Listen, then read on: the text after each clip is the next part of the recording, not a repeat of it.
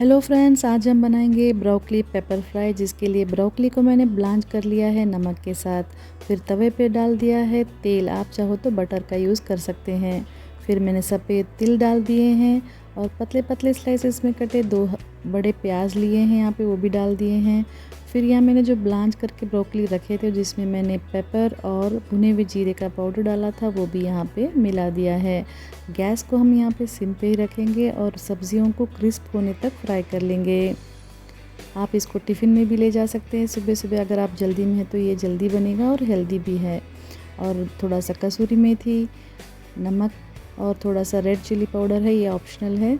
अगर आप तीखा खाते हैं तो डाल सकते हैं। और फ्रेश धनिया, लेमन जूस डालेंगे और गैस को बंद कर देंगे। फिर थोड़ी देर बाद मसालों को मिलाएंगे ताकि वो जले नहीं। लीजिए, तैयार है ब्रोकली पेपर फ्राई। आज ही बनाइए और गर्मा गर्म एंजॉय कीजिए। कैसा लगा ज़रूर बताइएगा। Thank you.